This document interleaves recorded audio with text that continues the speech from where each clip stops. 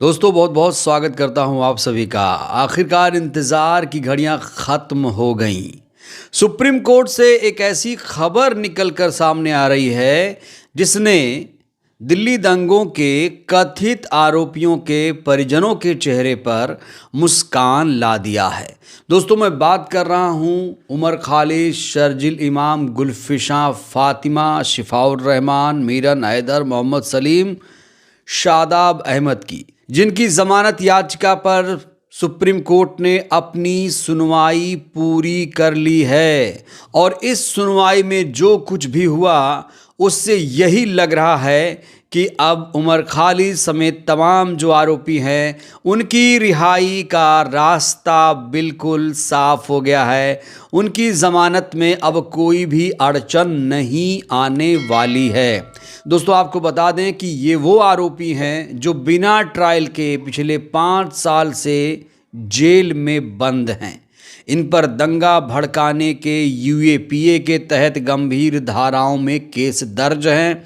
आपको याद होगा इन लोगों ने दिल्ली हाई कोर्ट में ज़मानत की याचिका लगाई थी, लेकिन दिल्ली हाई कोर्ट ने इन सभी को ज़मानत देने से साफ तौर से इनकार कर दिया था, जिसके बाद इन लोगों ने देश की सबसे बड़ी अदालत में रुख किया था। तो आज सुप्रीम कोर्ट ने इन सभी की ज़मानत याचिकाओं पर सुनवाई पूरी कर ली है और कहा जा रहा है अब इनकी रिहाई का रास्ता बिल्कुल क्लियर हो चुका है। तो दोस्तों आज हम जानेंगे कि सुप्रीम कोर्ट में आखिर क्या कुछ हुआ, साथ ही साथ उमर खालिद का वो वीडियो भी दिखाएंगे जो इस समय सोशल मीडिया पर वायरल हो रहा है, जिसने सत्ताधारी पार्टी की नींद उड़ाई हुई है। एक वीडियो इस समय उमर खालिद का वायरल हो रहा है, 2 मिनट का वीडियो है, लेकिन उसमें तीखे सवाल सरकार से वो पूछ रहे हैं। आखिर वो वीडियो इस समय क्यों वायरल हो रहा है, वो वीडियो मैं आपको दिखाऊंगा। इसके अलावा उमर खालिद ने अपनी तत्काल जमानत के लिए एक और अर्जी दिल्ली के कड़कड़डुमा कोर्ट में लगाई है। उस अर्जी में क्या कुछ कहा गया है, क्या डिमांड की गई है, क्या चाहते हैं उमर खालिद, उस पर भी बात करेंगे। लेकिन दोस्तों सबसे पहले हम सुप्रीम कोर्ट में आज जो कुछ हुआ उस पर चर्चा करना चाहते हैं। यह हेडलाइन देखिए आप, शर्जिल इमाम उमर खालिद को मिलेगी जमानत, याचिका पर सुप्रीम कोर्ट का फैसला सुरक्षित। तो आज सुप्रीम कोर्ट में इन आरोपियों की जमानत याचिका पर सुनवाई पूरी हो चुकी है। कायदे से तो आज सुप्रीम कोर्ट को फैसला सुनाना था, लेकिन सुप्रीम कोर्ट ने आज फैसला नहीं सुनाया। सुप्रीम कोर्ट ने फैसला रिजर्व कर लिया। आपको बता दें इन सभी आरोपियों की जमानत पर सुनवाई करने के लिए सुप्रीम कोर्ट में 2 जजों की बेंच का गठन किया गया था, जिसमें अरविंद कुमार और एनबी अंजरिया शामिल हैं। 2 जजों की पीठ ने इस मामले पर सुनवाई करते हुए क्या कुछ कहा है वो भी आपको बताएंगे। लेकिन सबसे पहले हम बात करेंगे याचिकाकर्ताओं का पक्ष क्या था। दोस्तों जब मैं याचिकाकर्ता की बात कर रहा हूं तो आप समझिए कि डिफेंस, बचाव की तरफ से, बचाव पक्ष की ओर से क्या कुछ दलीलें दी गई, सबसे पहले इस पर बात करते हैं। तो याचिकाकर्ताओं की ओर से सीनियर एडवोकेट अभिषेक मनु सिंघवी, कपिल सिब्बल और सिद्धार्थ दबे ने दलीलें दी हैं। उन्होंने कहा है कि 5 साल से 6 साल की लंबी हिरासत के बावजूद कथित साजिश या हिंसा में प्रत्यक्ष भूमिका के सबूत नहीं मिले हैं। ट्रायल शुरू होने की कोई संभावना नजर नहीं आती, जिससे आरोपियों को अनिश्चित काल तक जेल में रखना न्याय संगत नहीं है।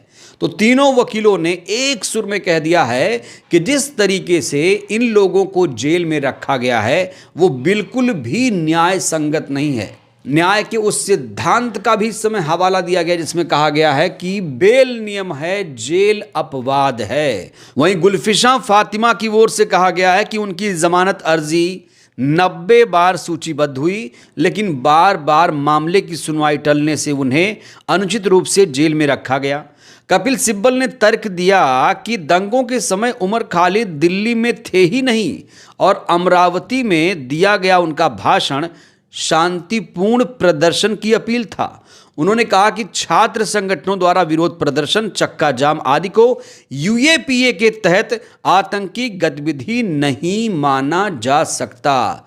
तो उमर खालिद के जो वकील हैं, शर्जील इमाम के जो वकील हैं, लगातार यही कह रहे हैं कि कोई भी सबूत इनके खिलाफ नहीं है और उमर खालिद के द्वारा जो भाषण दिया गया वो शांतिपूर्ण प्रदर्शन का हिस्सा था। इस तरह की दलीलें सुप्रीम कोर्ट में दी गई। वहीं सुप्रीम कोर्ट से फरवरी 2020 के दिल्ली दंगों के एक मामले में जमानत देने की अपील करते हुए कहा कि वो ना तो हिंसा में शामिल थे और ना ही उनकी इसमें कोई भूमिका थी। वो लगभग 6 साल से विचाराधीन कैदी के रूप में जेल में बंद हैं। शर्जील के वकील ने justice Arvind Kumar, justice NV Anjaria की बेंच को बताया कि अभियोजन पक्ष ने उनके खिलाफ शीर्ष अदालत यानी सुप्रीम कोर्ट के सामने एक ही बात रखी है, वह है उसके द्वारा दिए गए कथित भड़काऊ भाषण। शर्जील के वकील सिद्धार्थ दबे ने कहा कि भाषणों में इस्तेमाल किए गए कुछ शब्द अरुचिकर थे। तो यहाँ जो अभियोजन पक्ष है, जिसे आप लोग प्रोसिक्यूटर कहते हैं, जो दिल्ली पुलिस खासतौर से जो भूमिका निभा रही है, दिल्ली पुलिस ने आज भी इन तमाम लोगों की जमानत का पुरजोर तरीके से विरोध किया। लेकिन चाहे कपिल सिब्बल हों, अभिषेक मनु सिंघवी या चाहे सिद्धार्थ दबे हों, सभी ने पुरजोर तरीके से एक ही बात कही है कि इन लोगों को अनिश्चित काल के लिए जेल में रखना न्याय संगत नहीं है। वहीं इस पूरे मामले में प्रोसिक्यूशन ने भी अपनी दलीलें दी। प्रोसिक्यूशन की तरफ से additional solicitor general SB Raju ने अदालत को बताया कि गवाहों के बयान, डिजिटल चैट्स, व्हाट्सएप ग्रुप का संदेश और सिग्नल पर मोबाइल और मैसेज डिलीट करने की घटनाएं पूर्व नियोजित साजिश की ओर इशारा करती हैं। दिसंबर 2019 से फरवरी 2020 तक हुई कई बैठकों, जिनमें Indian social institute, Shaheen Bagh, PFI office और सलीमपुर शामिल है, से ये साबित होता है कि दंगे योजनाबद्ध थे। उन्होंने कहा कि बदलती परिस्थितियों के आधार पर जमानत नहीं दी जा सकती क्योंकि कई तथ्य बचाव पक्ष ने गलत तरीके से प्रस्तुत किए हैं। तो प्रोसिक्यूशन लगातार इन सभी की जमानत का विरोध कर रहा है। अपने अपने तरीके से यहाँ पर दलीलें दे दी गई हैं। दोनों पक्षों ने अदालत के सामने अपना पक्ष रख दिया है। Justice Arvind Kumar, justice NV Anjaria ने इन सभी को ध्यान से सुना है।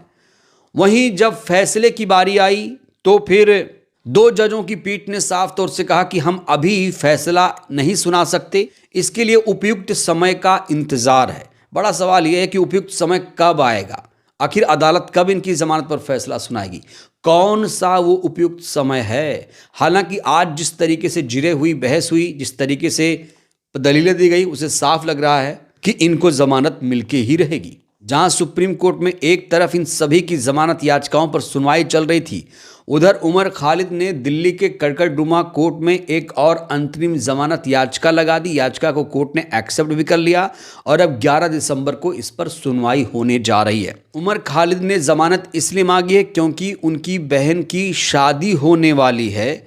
अपनी बहन की शादी में शामिल होने के लिए अंतरिम जमानत की मांग की है उमर खालिद ने। तो अब कड़कड़डुमा कोर्ट में उमर खालिद की अंतरिम जमानत पर 11 दिसंबर को सुनवाई है।